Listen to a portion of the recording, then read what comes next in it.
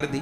बस वो भजन जो करते थे बैठ करके ना, नाम जब पूर्वक करते थे, लोग उनके पास जो आते थे किस लिए आते थे कि उनके सानिध्य में बैठ करके हम लोग नाम जप करें। फुलिया ग्राम में कि वहां पर बहुत लोग आने लग गए, लेकिन वहां पर एक नाग रहता था मणिधारी, अभी भी उसकी बिल है वहां पर। तो नाग रहता था, तो नाग उन्होंने तो देखा नहीं कभी, लोगों को दिखाई पड़ता था जाते हुए आते हुए, तो लोग डरते थे और इतना भयंकर नाग था कि उसकी गर्मी से लोगों को डर हो जाता था।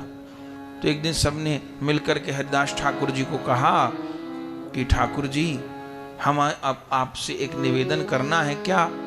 बोले आप ये स्थान छोड़ दीजिए, कहीं और कुटिया बना लीजिए। बोले क्यों? बोले यहाँ पर रंग बिरंगा एक बड़ा विषधर सर्प रहता है, और कभी आपको हम लोग आप आते हैं, हमको डर लगता है, आप तो यहाँ रहते ही रहते हो 24 घंटा, किसी दिन नुकसान पहुंचा दे।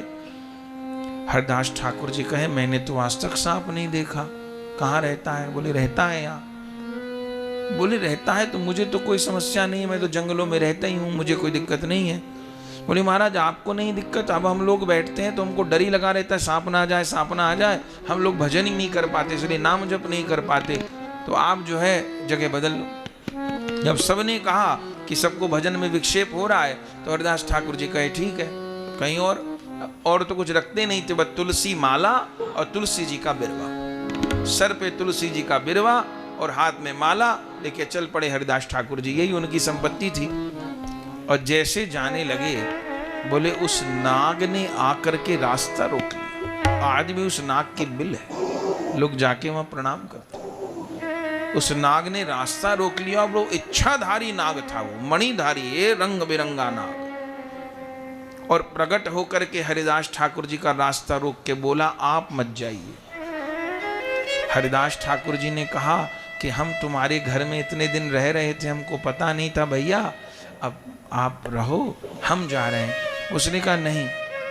हरिदास ठाकुर जी ने कहा सत्संगी लोग आते हैं तो उनको भय होता है, तो इसलिए अब आप रहो, हम जा रहे हैं। सर्प ने कहा नहीं, हम जा रहे हैं, आप यहीं रहिए, आपने जो नाम किया है उसके प्रभाव से मेरी सर्प योनि छूट रही है और मैं भगवान के धाम जा रहा हूं।